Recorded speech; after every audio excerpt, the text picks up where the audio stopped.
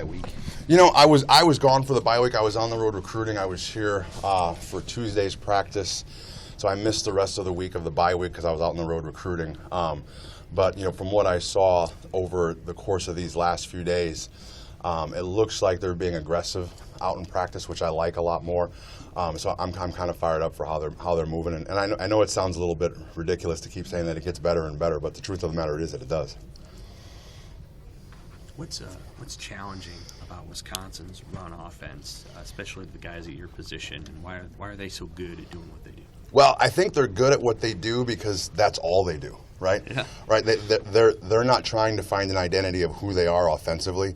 They've found their identity and have been such for a really long period of time. So it's kind of ingrained in the culture as to who they are. And that can't be overstated. When you have a program that's got a culture and it's got an identity and it's had one for such a long period of time, you can't overstate the value of that, because now there's just little details that everybody knows that's just automatic, whether it's the proper footwork on zone or they're kicking out on counter and they're leading through on counter.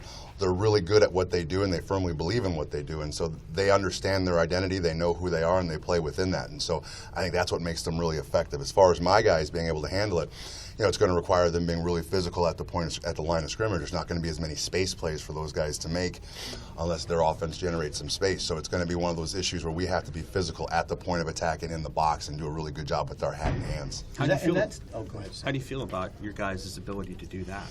I think we've shown up when we have to control the edges a little bit, and we've gotten better at that. I don't think we were good enough to begin with, to be honest with you. We weren't. But I'm pleased with the progress that we're making in that regard. In a schematic sense, so are they easy to prepare for, would you No, say? I would. So it's kind of gone football cyclical, right? People go from spread, which is really just triple option if you look at it. They go from spread back to power, two-back set, back to spread, and it kind of keeps revolving back and forth. So is it easy to prepare for? No, because most of the kids that play high school football don't see two-back power. They just don't. They see one-back shotgun. I mean, look at the proliferation of 7-on-7 leagues in the summer, right? Those kids, they're out playing 7-on-7 and tag in pajamas and not necessarily wearing helmets and shoulder pads taking on ISO. So to say that it's simple and easy to prepare for, I think that'd be a misnomer. What's complicated about them is they do involve a lot of trades, shifts, and motions to try to change your support structure. And so what they're trying to do is they're trying to get you undisciplined, and so someone forgets the support structure has changed, whether it's safety force, corner force, backer force, and all of a sudden they change the strength of the formation. Now you've got to adjust, and you've got to be on the same page in communication.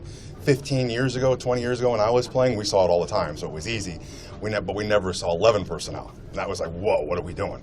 So now it's kind of just the opposite. Now everybody goes to 12, 21, and 22 personnel, and the game is different. They lined up and empty. When I was playing with it, everybody would have freaked out. Nowadays, it's just normal. How many times have teams just tried to run straight at you this year? Has it been more spread from what you? It's been way more spread. Obviously, Minnesota came straight at us. Minnesota did it, but more often than not, it's been really way more spread offensive schemes. 11 personnel, maybe 12 personnel to flatten out the edges and widen out the edges. This is the first team we've seen that's really going to pack everybody in there and see if you can handle it.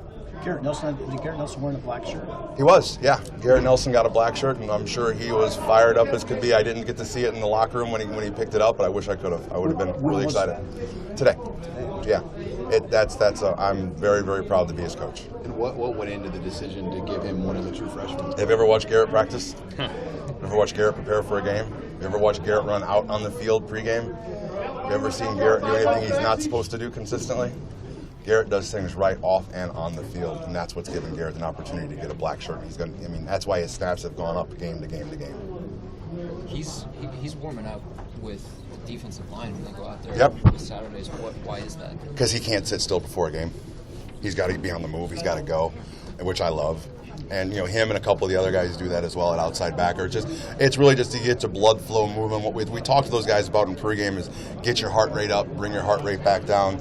And then get it back up again, and then give a chance to rest so that your body is not, the first time you're going out on the field, it's not racing, right? Your body is used to it a little bit. It's a little bit better for preparation for him, and he likes to do it with the D-line, so God bless him, I let him go. So was that his decision? Oh yeah, he did that all on his own. I don't like to mess too much with guys pregame, I had one of those coaches that would wear you out before the game, and I didn't like that. I like to make my guys make sure they get warm, and whatever they feel is the need for them to do so, they do it. And Garrett and I think Ace does it as well. Hey, on the last couple of kickoffs there at Purdue, Belt was back there returning him instead of Ramir Johnson. I'm just curious what the thought process was and whether or not you like the fact that Belt ran that one out.